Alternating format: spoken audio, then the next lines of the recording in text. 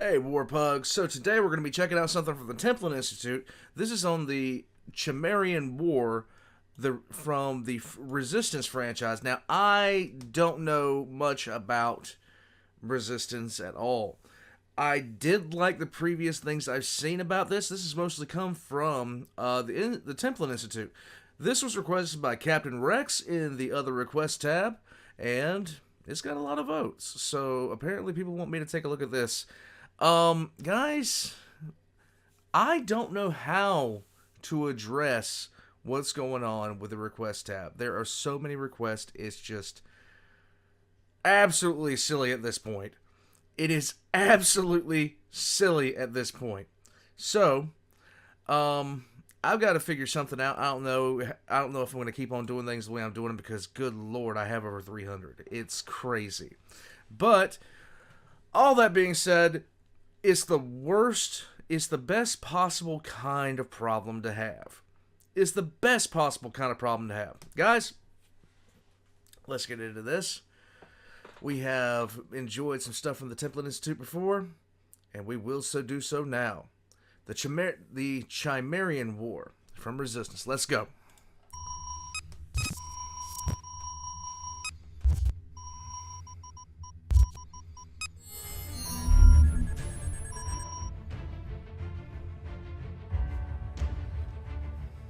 By the mid-1930s, it had become obvious to the nations of Europe that something was deeply wrong within Russia. While it had You could say that about today.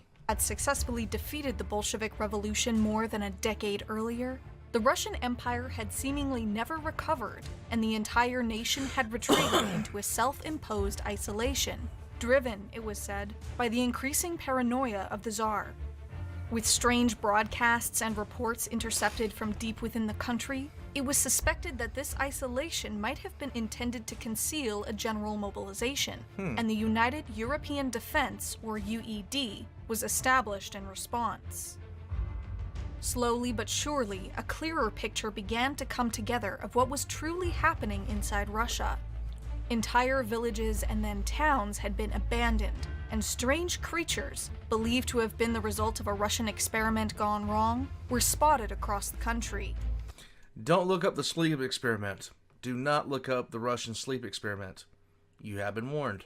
When war finally came, the full scale of the UED's miscalculations were made clear. The creatures that would become known as the Chimera were not born of any experiment, or even Earth itself, and they came not to conquer, but to exterminate. The Chimeran War would determine not the fate of nations, but the survival of mankind itself. For much of their early existence, the Chimera had been confined to Russia, in part because the nation's Arctic climate perfectly suited their physiology, but also because of the Red Curtain, an enormous fortification stretching from the Baltic Sea in the north to the Black Sea in the south. Despite their preparations, when the Chimera overcame the final remnants of the Russian Imperial Army and breached the wall in December 1949, the United European Defense fell apart almost immediately. Lovely. The Chimera's numerical and technological superiority were their most obvious advantages over the UED, but the speed with which they advanced across Europe was unprecedented. Any static lines of defense were overrun or circumvented entirely. By January 1950, the Baltic states, Poland, and much of the Balkans were simply gone. The rest of Europe was stretched to the limits in trying to accommodate the enormous number of refugees who had fled westwards, trying to stay ahead of the Chimera's advance. Startlingly, almost no refugees escaped from territories that had already fallen to the Chimera. Only 2,000 survivors managed to escape from Warsaw when it fell. That's an oof. A city of roughly 2 million people. This was later realized to be the result of the Chimeran's conversion process, which transformed captured men and women into horrific creatures or biomechanical machines. Even German panzer divisions were helpless when facing the increasingly advanced mechanized weapons utilized by the Chimera. Yep. In a desperate attempt to prevent the Chimera from reaching the refugee camps established on the banks of the Rhine, the German army adopted a complete scorched earth policy, destroying anything that might be of value to the Chimera. Unfortunately, they remained ignorant to the fact the Chimera had no need for human industry and resources, apart from human bodies themselves. Great! When the futility of the struggle was finally realized, plans were made to evacuate Germany and the rest of Europe, though many of these efforts would be swept up by the enemy, condemning millions to the horrific conversion process utilized by the Chimera. In only 2 months, most of Europe had been defeated utterly, with the last line of defense centered on the mountains of northern Italy. With the knowledge of what was happening in the rest of the continent, hundreds of Italian soldiers committed suicide rather than becoming part of what they called the deathless plague. Whoa. When Genoa was finally taken, Italian resistance ended completely. For 9 months, hope remained that the United Kingdom might remain free of the Chimera, and perhaps become a staging ground for some great counterattack.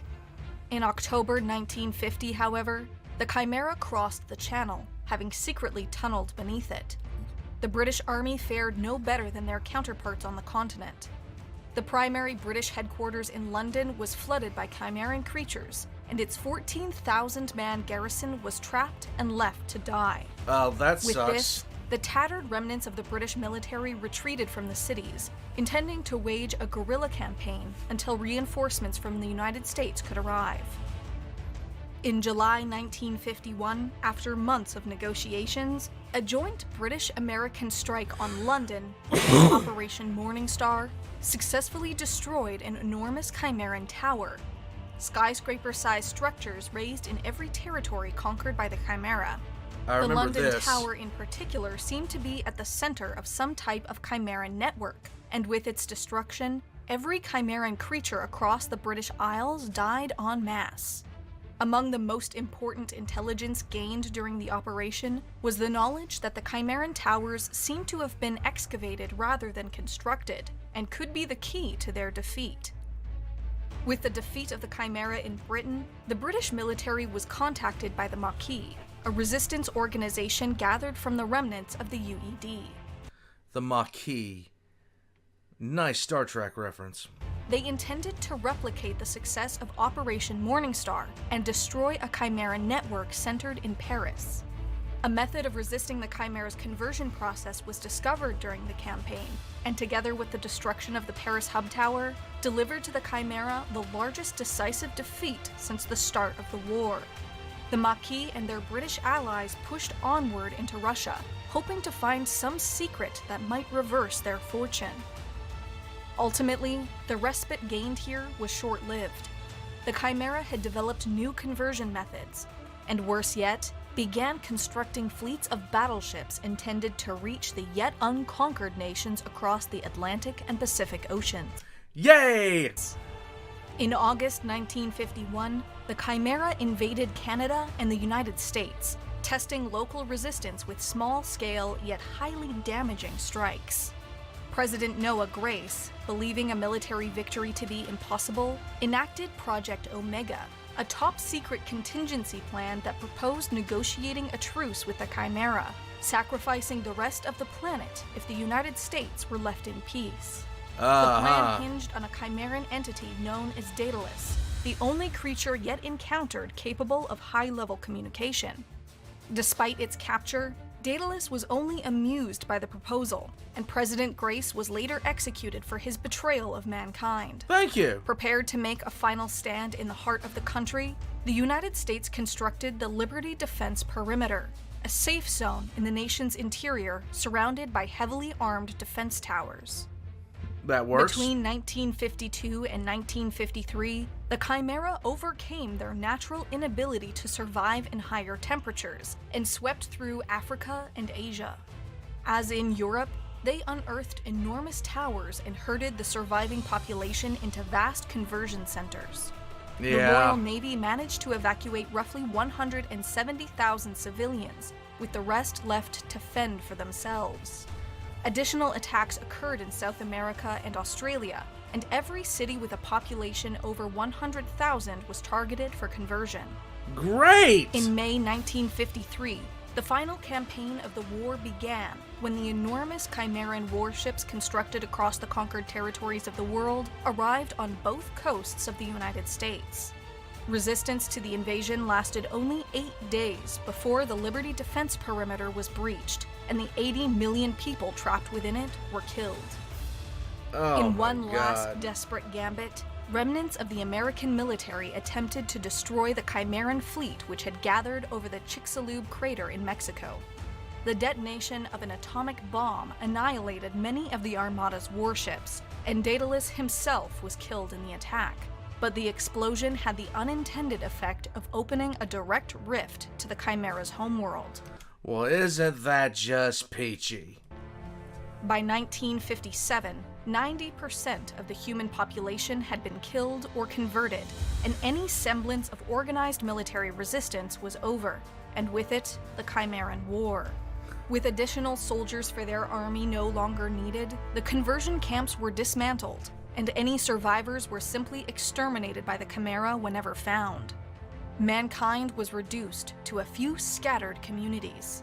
If any hope remained in victory, it would be found in one of these last, isolated pockets of humanity.